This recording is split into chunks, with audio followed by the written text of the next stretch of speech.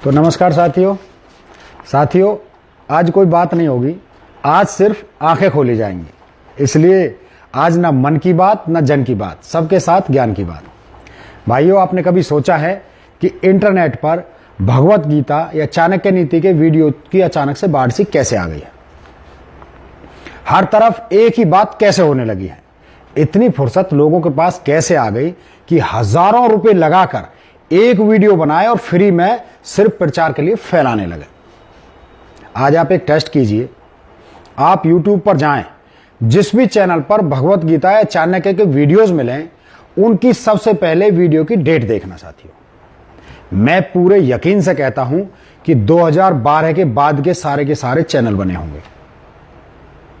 अब इसका कारण और उसके पीछे का सच आपको बताता हूं, सुनकर आपके पैरों के नीचे से जमीन खिसक जाएगी साथियों। भाइयों, जो कुछ भी आपको आज इंटरनेट पर दिखाई दे रहा है, चाहे वो अच्छा हो या बुरा, सब कुछ एक साजिश के तहत आपको दिखाया जा रहा है। साजिश है आपकी भावनाओं को भड़काकर आपका फायदा उठाने की।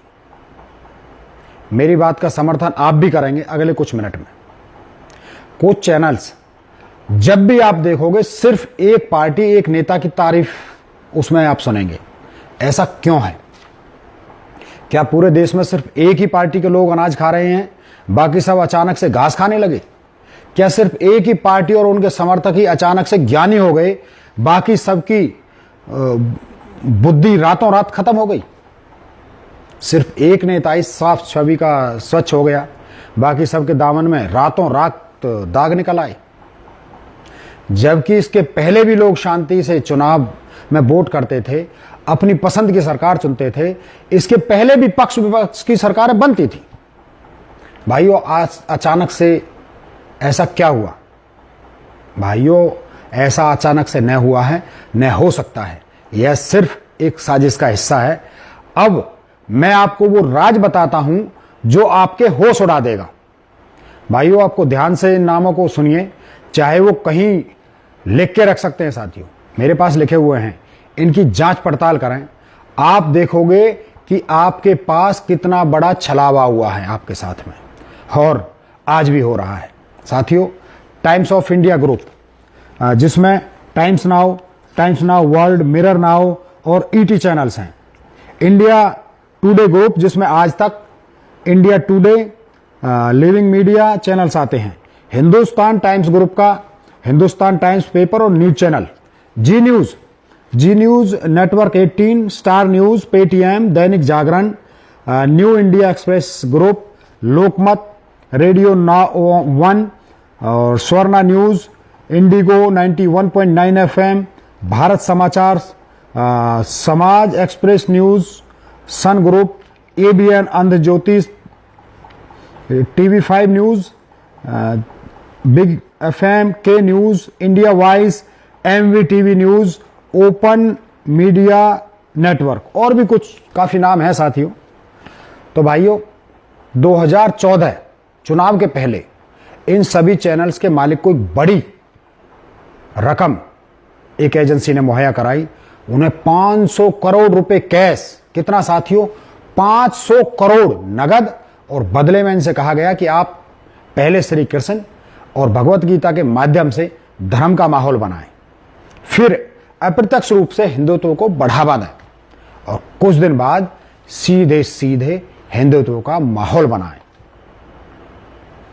इस सौदे में ऊपर दिए गए सभी न्यूज चैनल्स ने हामी भर दी, और इन न्यूज चैनल्स ने से जुड़े लोगों में कालीपुरी, विनीत जैन, अजय शेखर शर्मा, ब्रजेश मिश्रा, अनिल दुआ, पुरुषोत्तम वैष्णव और राजीव हेगड़े सहित कई लोगों ने इन 500 करोड़ रुपए को अलग अलग जगह पर पहुंचाने का काम किया।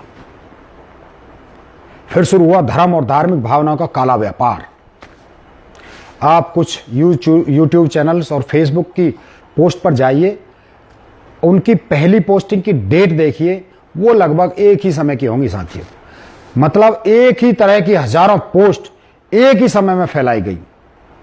पहले आपके धर्म को जगाया गया महाभारत दिखाकर, फिर श्री कृष्ण की गीता के अंश छांटकर आपके भीतर हिंदुत्व जगाया गया, फिर चाणक्य के नाम पर झूठा देश प्रेम जगाया गया, फिर आपको उन्हीं चैनल्स के वीडियोस से मुस्लिम विरोधी जानकारी भेजी गई।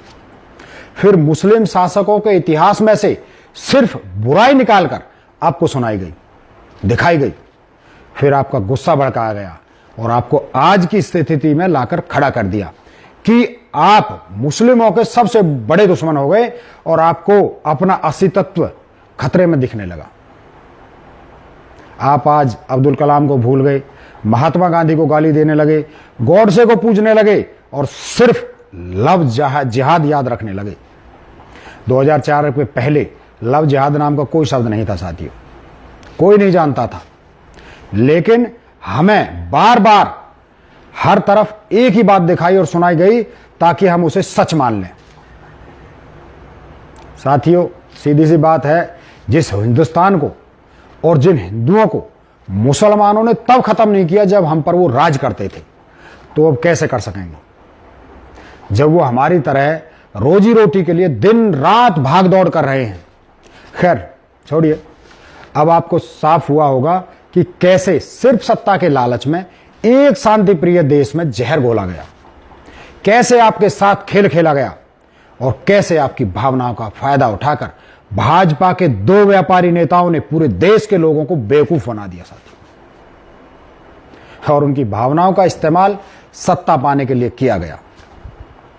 दोस्तों, आज अगर आप भगवा झंडा लिए फिर रहे हैं तो आप इन 2 नेताओं के इशारे पर नाच रहे हैं। याद रखना साथियों, यदि आप हिंदुत्व की बात चिल्ला चिल्ला कर रहे हैं तो आप इनके इशारों पर नाच रहे हैं।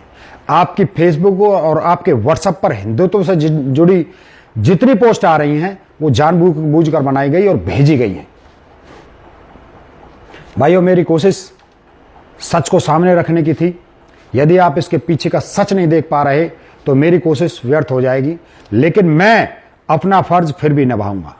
भारत में धर्म और धार्मिक भावनाओं का धंधा करने वाले उन दोनों नेताओं को बेनकाब करके दम लूंगा जिन्होंने सिर्फ सत्ता के लिए मेरे देश में जहर घोल दिया, मेरे बच्चों को हिंदू मुस्लिम के बीच नफरत में धकेल दिया। जब तक मुझ में जान है मैं चुप नहीं बैठूंगा। इन गद्दार और धर्म के व्यापारियों को, नेताओं का काला चेहरा जनता के सामने लाने की हर कोशिश करूंगा। हो सकता है कल मुझ पर कोई हमला हो जाए, मुझे कोई जान से मारने की धमकी मिल जाए, लेकिन मैं फिर भी नहीं रुकूंगा साथियों। मैं हरियाणा का जाट हूं, मर जाऊंगा पर सर नहीं झुकाऊंगा, कभी नहीं झुकाऊंगा। इनके कारनामे का नया खुलासा करने फिर से आपके बीच में आऊंगा। इसी वादे के साथ आपसे विदा लेता हूं। जय हिंद साथियों।